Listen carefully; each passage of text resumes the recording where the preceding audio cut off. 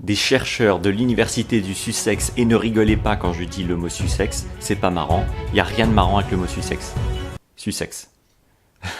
Des chercheurs de cette université ont découvert que les gens qui faisaient plusieurs choses en même temps, il y avait une partie de leur cerveau qui perd en densité. Et c'est la partie du cerveau qui est responsable pour la gestion de nos comportements, de nos émotions et de l'empathie. Qu'est-ce que ça veut dire ? Ça veut dire que quand vous faites plein de trucs en même temps, quand vous êtes sur votre téléphone, en regardant la télé, en mangeant quelque chose, en parlant à quelqu'un, vous faites 4 trucs en même temps par exemple, mais il y a cette partie de votre cerveau qui va vous donner de l'empathie pour les gens, qui va vous faire avoir du contrôle sur vos émotions débordantes.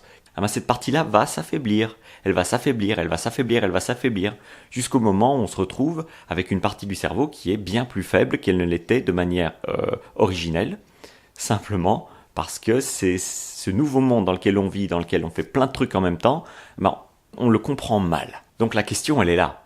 Comment est-ce qu'on fait pour reprendre du contrôle sur le fait de faire plein de trucs en même temps ? Parce que si c'est nocif, comment est-ce qu'on fait pour moins faire de choses en même temps ? Parce qu'il y a un aspect très addictif. Enfin, vous le savez comme moi, quand vous prenez votre téléphone et que vous commencez à grignoter quelque chose et que vous regardez la télé ou parlez à quelqu'un en même temps, on a l'impression qu'il y a un vide en nous qui est rempli. On a l'impression d'être diverti, on a l'impression de ne pas avoir vraiment à s'en faire, à être stressé parce qu'on a notre attention qui est tellement prise dans toutes ces activités qu'on a l'impression de plus penser.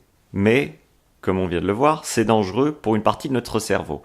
Donc, l'exercice que je vous demande à faire aujourd'hui durant cette vidéo, c'est d'un peu voir aujourd'hui de vous rendre compte du moment où vous faites plusieurs choses à la fois. Alors on sait tous que ça va arriver aujourd'hui, il va y avoir un moment dans la journée où vous allez faire plusieurs choses à la fois. Vous allez écouter votre partenaire tout en étant sur votre téléphone.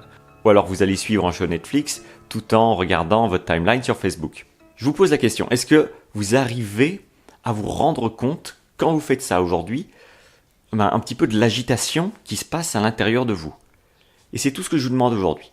C'est simplement de regarder, de vous arrêter quand vous vous rendez compte que vous êtes en train de faire plus d'une chose à la fois, de prendre une grande respiration et de vous arrêter pendant 30 secondes. Simplement, pendant 45 secondes, j'ai dit 30, bon allez, pendant 30 secondes, vous faites rien.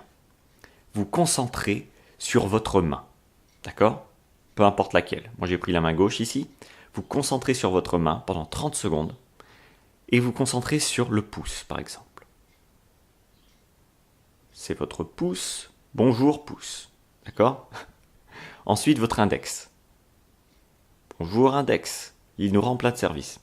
Alors on a aussi le majeur, bonjour majeur, l'annulaire et l'auriculaire. Et c'est tout. Faites juste ça aujourd'hui. Rendez-vous compte que vous êtes en train de faire plusieurs choses à la fois à un moment durant la journée et concentrez-vous sur les 5 doigts d'une de vos mains.